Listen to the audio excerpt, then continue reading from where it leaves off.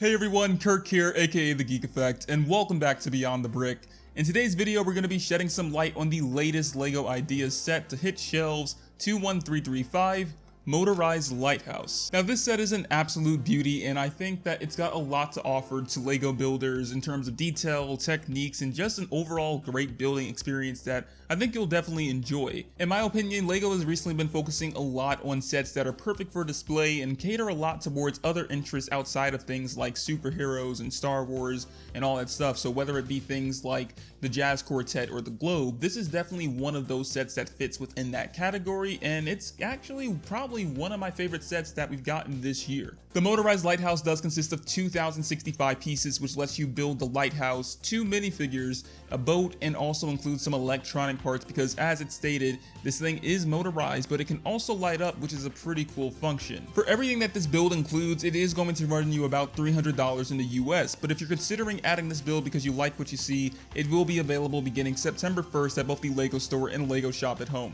In regards to the scale of the lighthouse, it does come in at just 10 inches wide and then 21.5 inches tall, plus it's also built on one of those 32 by 32 base plates in navy blue, which I think was actually a nice color choice, combining it with the other colors that are seen in this set. Also, for those of you that do like collecting the official LEGO modulars, this is definitely going to fit within that scale, or maybe you're looking to have something to go hand in hand with this, and I think a perfect set that fits this sort of look and style is definitely going to be the old fishing store that was also released on LEGO Ideas a while ago. When it comes to breaking down this lighthouse, I'm going to focus on 4 different sections of it: the base of the model, the cabin, the tower, and then of course the function of this set, which is the light up part and how it's able to rotate the light around at the top of the tower. I think it's actually very cool how LEGO was able to handle that function of this set.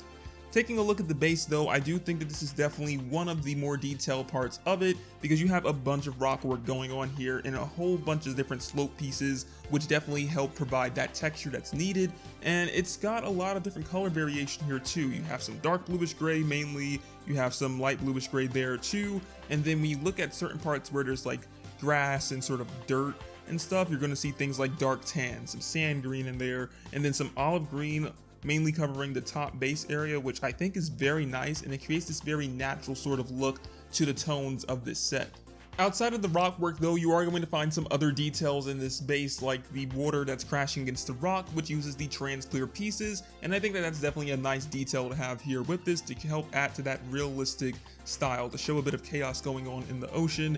You're also going to see some other details like the barrel with the fish inside of it, the bird perched on the rock, and then also this anchor leaning up against the rock work too, which I think looks very cool and just helps to give some more detail to it. But my favorite part of the base is actually hidden inside the rock work itself, and if you go back to the side, you're gonna find this hidden treasure chest there, which I thought was a nice touch, and upon opening it, you're gonna find some hidden treasure in there too. I also like the technique that they use for the docking area, where instead of it just being straight against the rock work, it's actually at an angle, so I thought that helped to add some more character and style to how this set is displayed. There's also a part when you're building the set and the instructions kind of explain why they use this mixture of colored pieces inside the rock work, and the reason for that was to pay homage to a lot of the fan builders, all the mockers out there that do have to use, a variety of colored pieces inside the build to help keep things stable because of limited parts in their collection. And so I thought that was a nice touch there because I do see that a lot in the mock community, and I myself used to do that a lot too,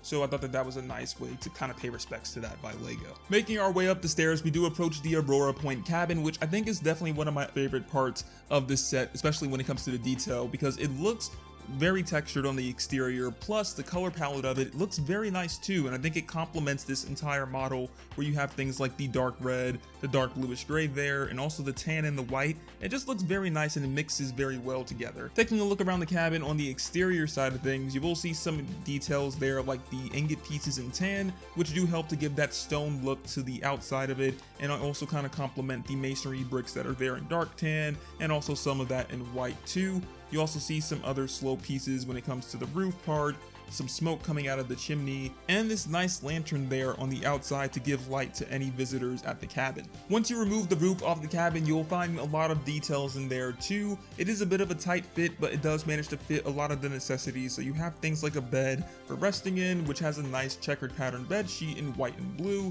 There's also a picture above the bed, which does pay homage to the fan designer, and a family picture that he took in front of a lighthouse one time. So I thought thought that that was a nice touch. There's also a nightstand next to the bed with a candle on it. There's a broom at the side of the door, a fish in the center area of the cabin, which does look a lot like those fishes that we see on different boards that actually can sing, so I thought that that was pretty neat.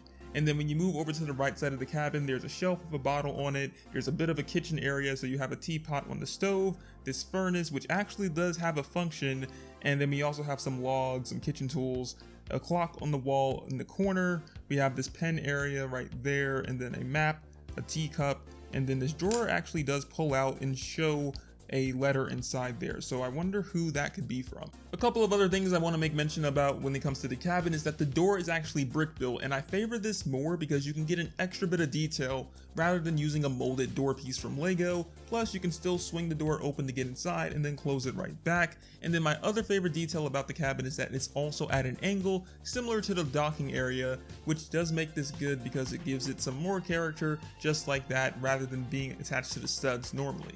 At the back of the lighthouse cabin, you will find an entrance which takes you to the tower of the lighthouse, and I think that the tower was handled pretty well. It's very rounded because it uses a bunch of these slope pieces going from the bottom all the way to the top, and where you do have studs exposed on certain levels of the tower, it's actually handled pretty well because they do have some foliage parts at the center sort of areas, and then if you wanted to, you could potentially add some more foliage to where those other studs are exposed to kind of have some more foliage growing on the tower to show this sort of a worn out or like lived in look, and so I do like that a lot.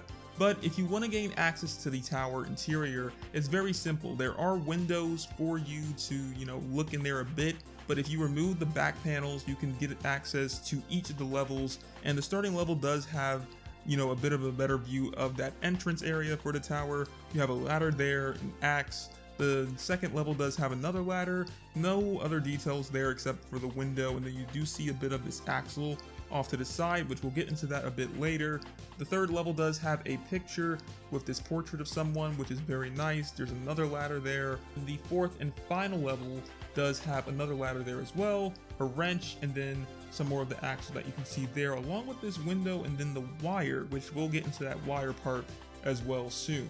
But once you take a look at all that, that's pretty much all the detail of the interior. There isn't a whole lot there because the space is pretty cramped, and the main focus is obviously just getting to the top of the tower. Once you get to the top of the tower, you'll see the final details of this lighthouse. You will see things like the railing that uses these bendy tube pieces and multiple of them to create this rounded look, and it looks pretty nice. You'll also spot things like the gate pieces that are used a lot in the Lego city sets. At least that's where I remember them the most from, and that's in transclear, and it's used to create the glass that's surrounding the light that's housed inside the tower. So I thought that that was pretty neat. You can simply remove that because they do have pegs at the end which are attached to the 1x2 pieces, and some of the jumper plates that have little gaps in the studs that you can place things inside them.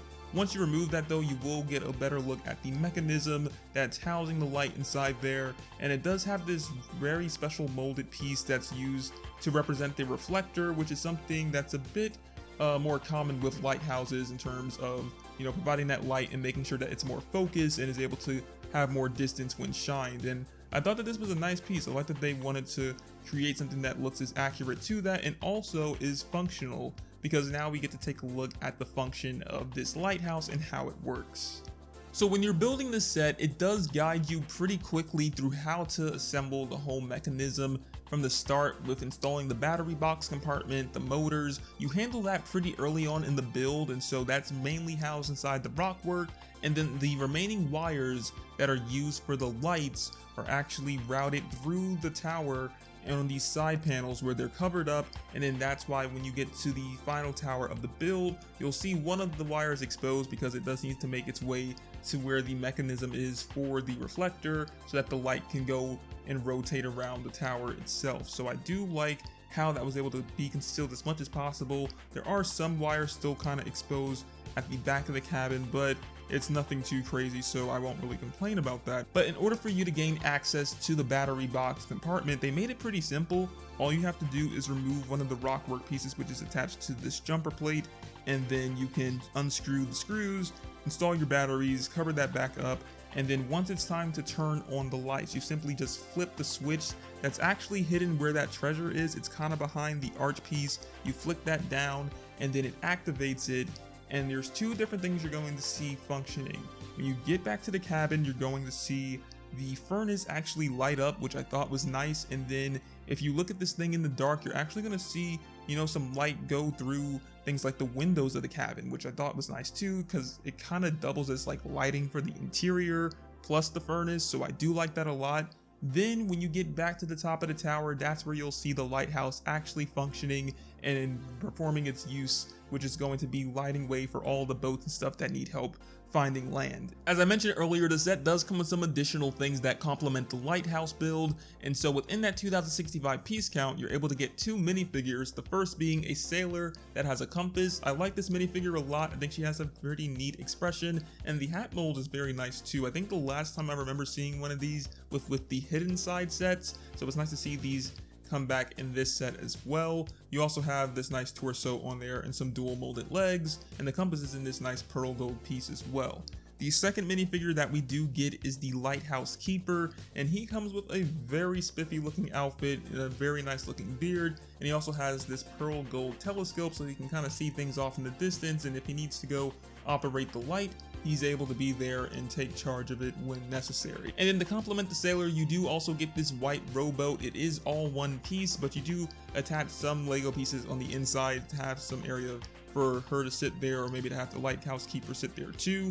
And you also have a cat in there too, trying to stay away from the water, a bucket, and then some oars and this chain if you need to attach it to the dock. In the end, I truly did enjoy building the motorized lighthouse, and I think this is hands down going to be one of my favorite sets that I've built this year. I think that it offers a lot for the builder in terms of the whole experience. It's not very stressful or anything like that. If anything, it feels very peaceful and also very simple at times, especially when working on the tower and even things like the rock work where it looks super detailed, but it doesn't require a whole lot of time to get things done. And so I do kind of like the building experience for that. All the details though, when it's finished, look absolutely amazing. Like I said, the colors and tones of this model do work well together with all the olive green, the dark reds, the whites, and all the other colors that are used here in this set. Plus, it does come with some nice minifigures to go with it, and of course the rowboat, which is a nice touch too. I definitely would say that the function of the lighthouse itself, being able to rotate around and still light up and everything, is a very nice touch. I also do like some of the other details, like the treasure chest being hidden inside the cave with the treasure in there, plus the switch being hidden behind the rock work is also a nice touch to kind of make sure that that whole function of this set is hidden as best possible and doesn't kind of stick out at you when looking at this thing. So I do like that a lot too. I feel it's pretty clear how I feel about this set, but do let us know what are your thoughts on it down in the comment section below. Are you guys planning to pick this up when it releases, and what are your plans to do with it? Do you plan to just kind of display it as its own thing or to integrate it into a city? I would love to hear from you guys in the comments. But with that being said, my name is Kirk.